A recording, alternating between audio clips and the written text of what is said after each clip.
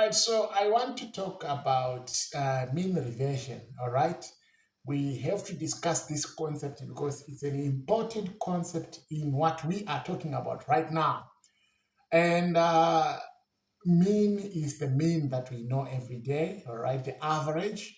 And reversion is from the word which reverse, going back. So what we have is a situation whereby maybe think of yourself as someone who has got stock or who knows about stock whose historical average mean price over the past few years or past few months, or depending on the time period that you're working on. And over the past few years, maybe the average price was known to be $50. Now, if the stock price increases to $70, according to mean reversion, what happens is that there is a tendency for the price to move back towards $50 over time. So it means that the price normally, we know that the mean price is 50, but for some reason it went up to 70. There is a tendency of that price to want to come back to 50. So if the price maybe drops to 50 to $30, then there is a tendency for that price to want to push up back to 50 again. So those are the dynamics that you want to consider when you are looking at arbitrage opportunities. So why is mean reversion an important financial concept? Well, the asset prices or economic indicators tend to go back to revert to their historical average mean over time. And the idea is actually rooted in the belief that extreme deviations from the average are temporary. They are not likely to stay. They are not going to be there for a long time. So the asset or the indicator will eventually move back, and it means that if the price goes down, you quickly buy, and then you have to quickly sell and stuff like that. You have to just be on the ball. That's the point that we are trying to say here. Now, the key characteristics of mean reversion are number one, historical averages. So the mean reversion assumes that there is an average or an equilibrium level to which a variable such as the asset price or an economic indicator tends to gravitate. So there must be some average number, a number that you can say, look, normally the price is more or less at 50, something like that, all right? And then you assume also that the deviation from the average price are just but temporary. So price or value deviations from the historical average are just viewed as temporary and unsustainable in the long run. Then overshooting and corrections. So as you can see with the volatility, with the spikes and everything, assets or indicators may temporarily deviate significantly from their historical averages. Yes, it can go all the way up to 100 from 50. But these deviations are expected to be followed by corrections as the market responds and adjusts.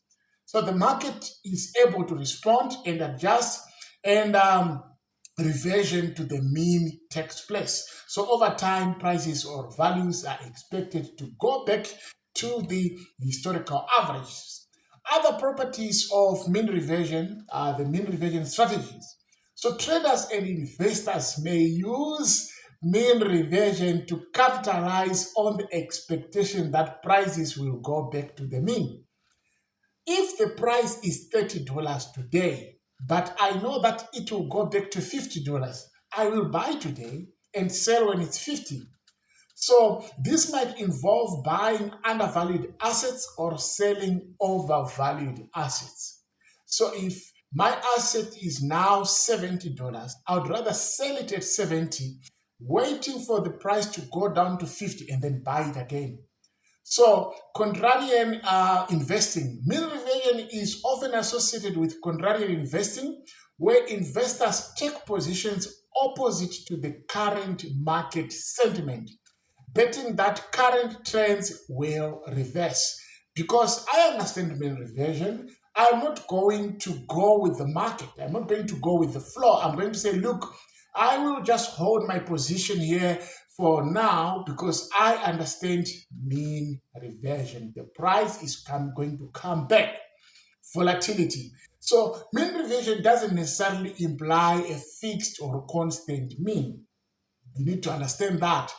We are talking about $50, but we are not talking about a constant mean. It acknowledges that the mean itself might change over time. It's more about reverting to the current adjusted mean. That's what the point is. So we are not talking about $50 being the end all be all of means, but rather understanding that, look, we adjust the mean, and we are talking about reverting to the current adjusted mean. So we have some statistical measures as part of properties of mean reversion. So it can be identified using statistical measures such as the standard deviation or the z-scores, in as far as trying to quantify how far a variable has deviated from its historical mean. So what I need to say is it is very, very important to note that while mean reversion is a widely observed phenomenon, it is not a guarantee. Price can go to 70 and stick there, and that becomes the adjusted mean. Whereas we are still waiting, holding a position, but it's not going to come back. So markets can remain in overbought or oversold condition, and for that can happen for extended periods.